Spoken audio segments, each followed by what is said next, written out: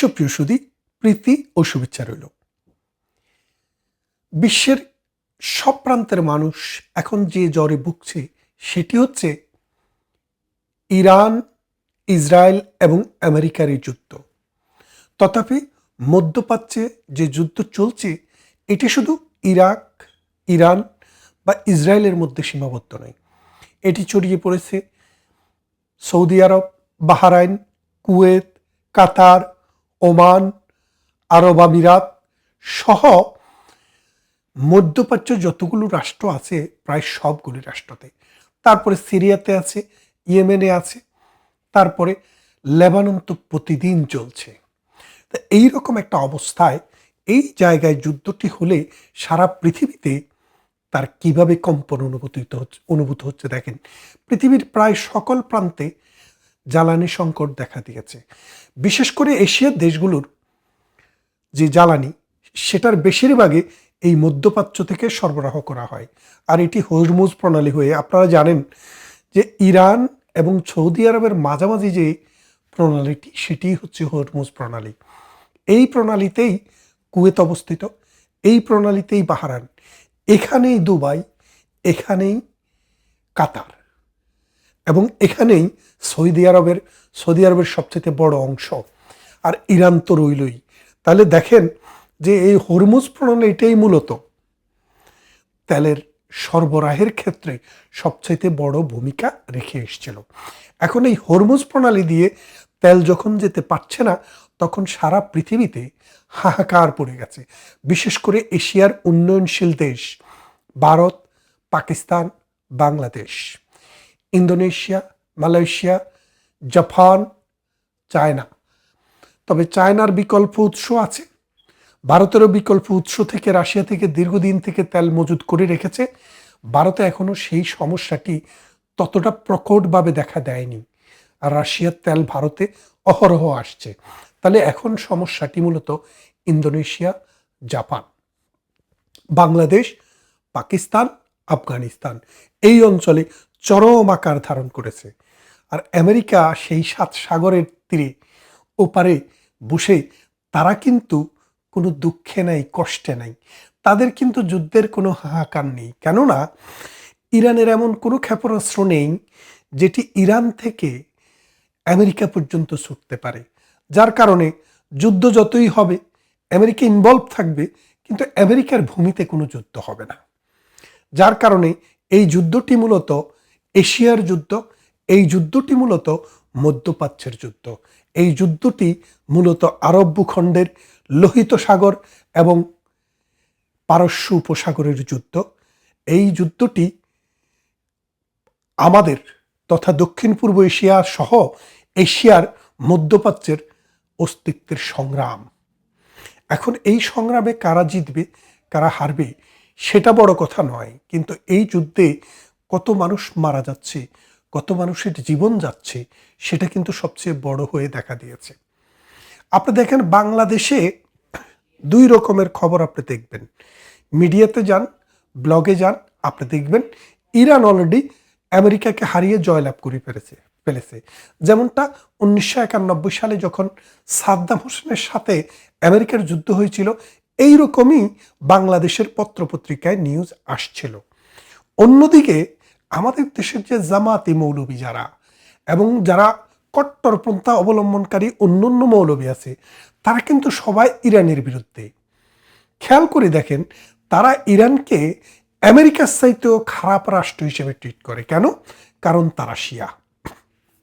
অথচ দেখেন আমাদের এই যে ভারতবর্ষ, এই ভারতবর্ষে যার নেতৃত্বে, যিনি এই ভারতবর্ষকে ইংরেজদের হাতে তুলে দিয়েছিল, সেই মির্জাফর, তিনিও ছিলেন শিয়া। ভারতের এবং পাকিস্তানের বিভাজনের সময়ে যিনি নেতৃত্ব দিয়েছেন মোহাম্মদ আলী জিন্নাহ, তিনিও কিন্তু শিয়া। তাকে কিন্তু জাতির পিতা হিসেবে মেনে নিতেও আমাদের দেশের এই মৌলবীদের মনে কোনো কষ্ট লাগে না, কিন্তু তিনিও শিয়া।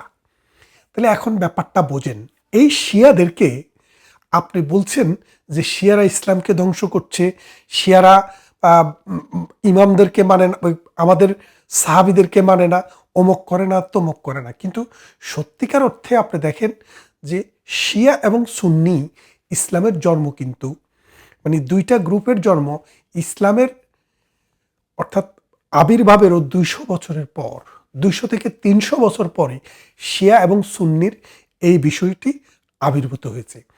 কিন্তু ইসলামের নবী প্রফেট মুহাম্মদ সাল্লাল্লাহু আলাইহি সাল্লামের ইন্তেকালের মাত্র 20 বছরের মাথায়, 20 থেকে 22 বছর, 20, 22, 24, 25, 26, 27, অর্থাৎ 632 সাল থেকে 664 সাল পর্যন্ত সময়ের ভিতরে এই 32 বছরে 4 জন খলিফার মধ্যে 3 জন খলিফাকে নির্মমভাবে হত্যা করা হয়েছে। এই নির্মমভাবে হত্যা করার পরে যাদের কাছে ক্ষমতা গিয়েছে তারা 97 বছর মহানবীর বংশে একজন পুরুষ মানুষকেও রাখে নাই। তারা কিন্তু কেউ শিয়া ছিল না, তারা সবাই সুন্নি ছিল। কিন্তু তাদের নামের পরে আপনারা রহমতুল্লাহ এরকম অনেক উপাধি আপনারা পড়েন। কিন্তু সত্যিকার অর্থে শিয়া এবং সুন্নির যে বিভাজন, এই বিভাজনটি ইসলামের অনেক দূরবর্তী ইস্যু। ফান্ডামেন্টাল যে জায়গা কোরআন, মহানবী বলেছেন যে আল্লাহর বাণী হচ্ছে কোরআন। এই কোরআন নিয়ে শিয়া সুন্নির মধ্যে কোনো বিভেদ নেই। শিয়ারা 5 ওয়াক্ত নামাজ পড়ে, কিন্তু 3 বেলায় পড়ে। জোহর এবং আসর একসাথে পড়ে, মাগরিব এবং এশার নামাজ একসাথে পড়ে, ফজরের নামাজ আলাদাভাবে পড়ে। কেন পড়ে? শিয়ারা বলছেন কোরআনের ভেতরে যা দেখেছেন তারা, তাদের কাছে মনে হয়েছে আল্লাহ 3টি সময়কে নির্দিষ্ট করে বলেছেন, একটি দিনের মধ্যভাগ, একটি দিনের শেষ ভাগ, আর একটি প্রত্যুষ। এই 3টি সময়ের কারণে তারা 5 ওয়াক্ত নামাজকে এই 3 সময় পড়ে।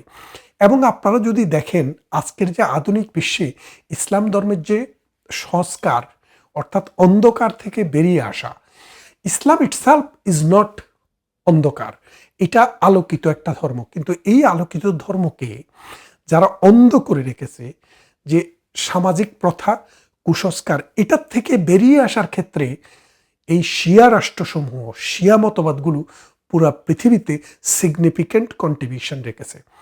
আমাদের যদি আপনি পুরা বিশ্বে দেখেন, বাংলাদেশে যে ওয়াজ করে সকালে বিকালে রাতে দুপুরে, একটা আজকে বলে কালকে আরেকটা বলে, ওই কাজী ইব্রাহিম জিনের বাদশা যে উনি, তাদের যে ওয়াজ খিস্তি খেউর আপনারা শুনতে শুনতে তো অসুস্থ হয়ে গেছে অনেক মানুষ। কিন্তু ইরানে আপনি এইরকম ওয়াজ করতে পারবেন না। আপনাকে ইসলামী জ্ঞান অর্জন করার পর ফিলোসফিক্যাল আসপেক্টে আপনি ফিট কিনা মানুষের কাছে ওয়াজ করার জন্য, ইসলামের মতো সফিস্টিকেটেড একটা বিষয়কে, কোরআনের মতো এত গুরুত্বপূর্ণ একটা বিষয়কে ব্যাখ্যা করার জন্য আপনি ফিট কিনা সেটা সার্টিফিকেট লাগে। এবং ইসলামী বিশ্বে পুরা এই যে সৌদি আরব, বাহরাইন, কুয়েত, কাতার, ওমান, আবুধাবি যা বলতেছেন, এটা কিন্তু সবাই সুন্নি। এরা একটি মাত্র দেশ ইরান, সেটার সাথে কেউ পারে না বলেই আমেরিকার সাথে বাবা ডেকে তাদের পায়ে ধরে থাকে, তাদের তাবেদার হয়, তাদেরকে নিজের দেশে ঘাঁটি করতে দেয়, তাদেরকে অর্থ দেয়, বৃত্ত দেয়। আর ইরান এই পারস্য সভ্যতা, তারা ইসলাম ধর্মকে গ্রহণ করেছে ঠিকই, কিন্তু তাদের যে শৌর্য বীর্য সেটা তারা বিসর্জন দেয়নি। আজকের এই পৃথিবীতে আমেরিকার মতো সুপার পাওয়ারের সাথে মানে প্রতিযোগিতা করে এই রকম একটা যুদ্ধ এতদিন পর্যন্ত প্রলং করা, টিকিয়ে রাখা একমাত্র ইরানের পক্ষেই সম্ভব ছিল। এছাড়া যদি এটা সৌদি আরব হতো, এটা যদি কোনো সুন্নি রাষ্ট্র হতো, তাহলে এর অনেক দিন আগে 3 দিনের মাথায় আমেরিকাকে বাবা ডাইকা আত্মসমর্পণ করে চলে আসতো। তাইলে আপনারা বোঝেন যে আমাদের বাংলাদেশে যেসব জঙ্গি নেতা, আমাদের বাংলাদেশে যেই সব জামাতে মোল্লা, বাংলাদেশের যেই সকল মানে তথাকথিত আলেম ইরানের বিরুদ্ধে আচরণ করে, ইরানকে সন্ত্রাসী বলতে চায়, ইসলাম ধর্মের মানে ধ্বংস করার জন্য ইরানকে দায়ী করতে চায়, তাদেরকে ইসলামের হিস্ট্রিটা একটু দেখতে বলবো। যে প্রথম এই যে ইরানে কিন্তু ওয়াহাবিজমের জন্ম হয়নি, কিন্তু এই ওয়াহাবিজম ধর্মকে, ইসলামকে এই রাজনীতিতে নিয়ে আসার যে আব্দুল ওহাব নজদি, এই নজদিকের সেই লোক যখন এই ইসলামকে পলিটিসাইজ করলো, সেই ইসলাম সারা বিশ্বে মৌলবাদের জন্ম দিল, আল কায়দার জন্ম দিল, সারা বিশ্বে আইএসের জন্ম দিল, সারা বিশ্বে তালেবানের জন্ম দিল। এখন দেখেন তো, শিয়া কোনো রাষ্ট্রে, শিয়া কোনো মতবাদ থেকে এরকম জঙ্গি কি কোথাও উৎপাদিত হয়েছে? হয়নি, হবে না। কারণ তারা তাদের দেশকে ভালোবাসে, তাদের ইসলাম তারা তাদের দেশেই রাখতে চায়।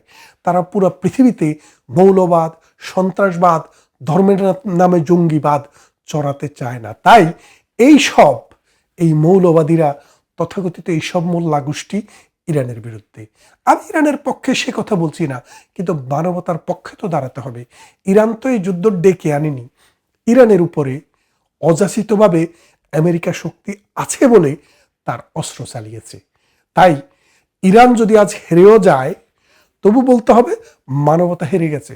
কারণ আমেরিকার আজকে যিনি শাসন করছেন, তার কাছে মানবতাবোধ, ভদ্রতাবোধ, শিষ্টাচার, রাষ্ট্রাচার, মানবাচার কোনো কিছুই কিন্তু নাই। তাই আসুন বাংলাদেশের এইসব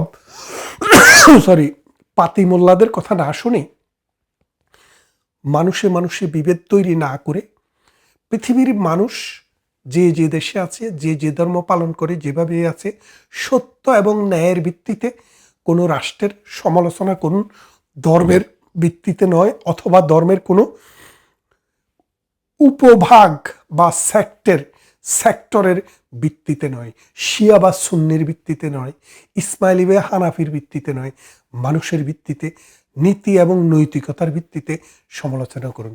কথা হবে অন্য কোনো ভিডিওতে, অন্য কোনো দিন। ভালো থাকবেন।